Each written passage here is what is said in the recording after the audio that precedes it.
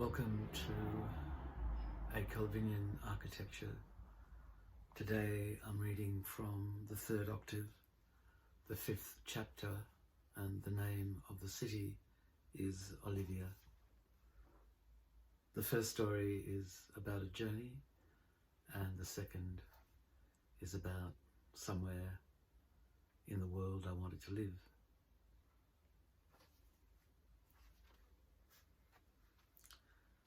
In Patmos, for example, one September evening someone walks along the seafront distractedly, in and out of all its alleys, weaving a path through its tiny squares around and around.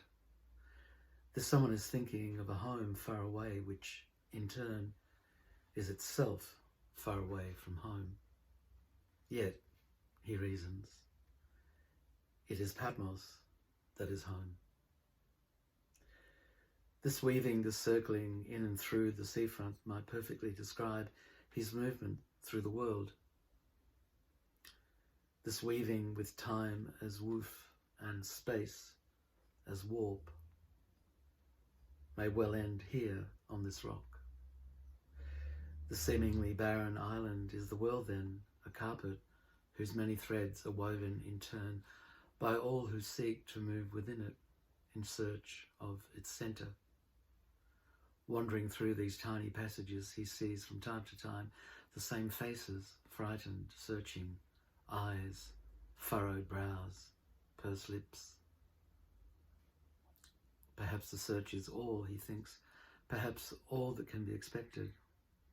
All that is possible is to wander slowly around a seafront, watching boats departing, people arriving, the bustle of travel, the promise of newness, the illusion of movement, of departure and arrival, thereby witnessing at the very moment of its inception the seeding, the passionless conception of the paradox.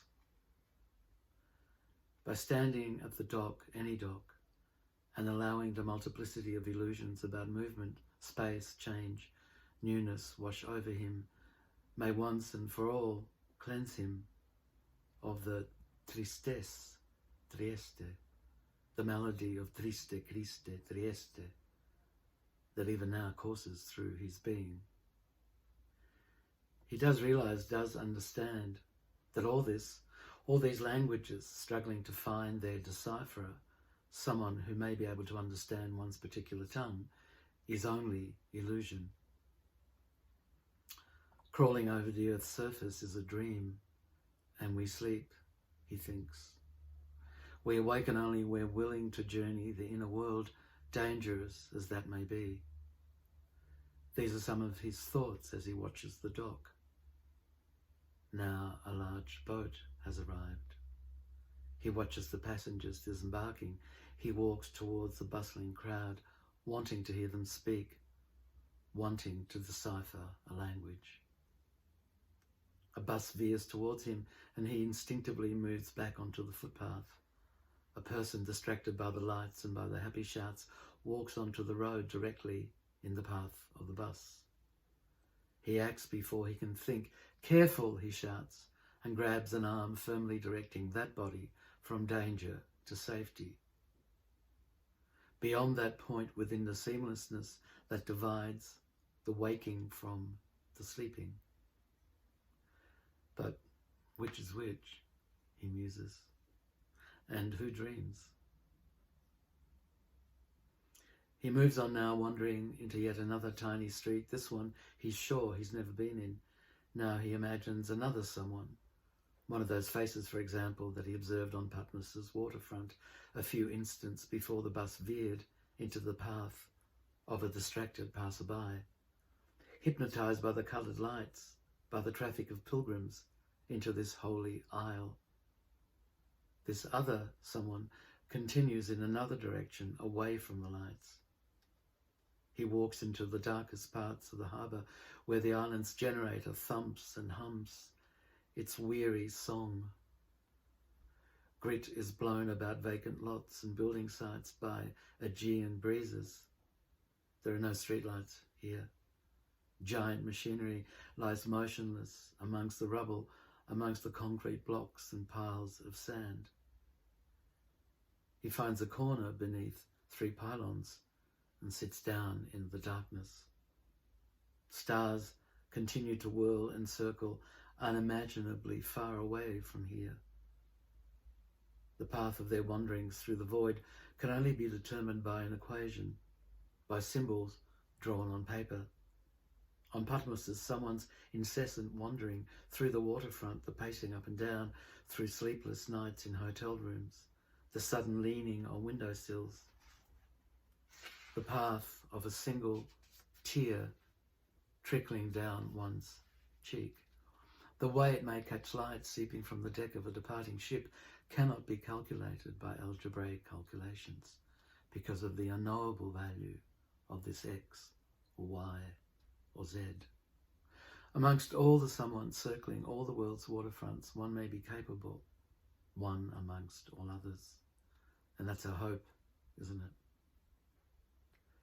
Just one may be capable of catching the reflected light shining from the tear trickling down your cheek.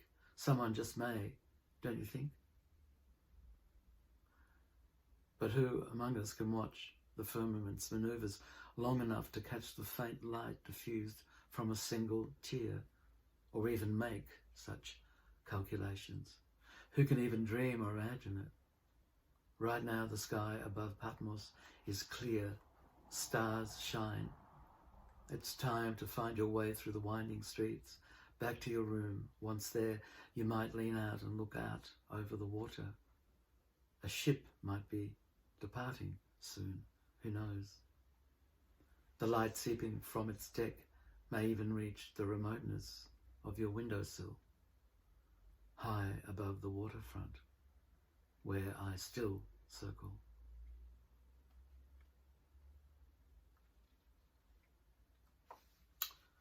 That was verse 2 of this chapter. This is verse 3. The top story of a 3-storied house in Montachita, a tiny village above Forcoli. Only 3 or 4 houses look out over the valley, all huddled together.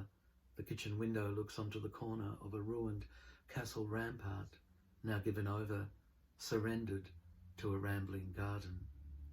All the houses are built into a kind of hill so that their fronts face a little communal square and their rears back onto a green rise. I think it cost 35 million lire then, about $30,000 back in 1984. The rooms are big and plain-walled, stone floors, ceiling with big, thick timber beams, wide eaves, broad sills opening up to the silence in the little village. The road climbs down to the one that joins Pontedera to Palaya. The windows look down on Bruna's garden, a terraced jumble of fruit, flowers, vegetables, cypresses, olives, grapes. Well, I think about it often, but it's just meant to be kept inside oneself, isn't it? All that silence, all that stillness inside each stone, each olive, each grape seed.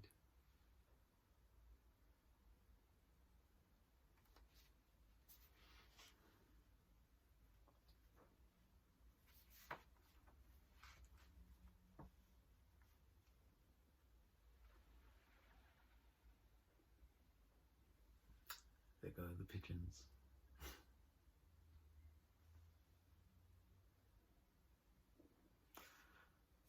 Until tomorrow, 3rd octave, 6th chapter, the city is Sophronia. The keynote is me and the colour is yellow.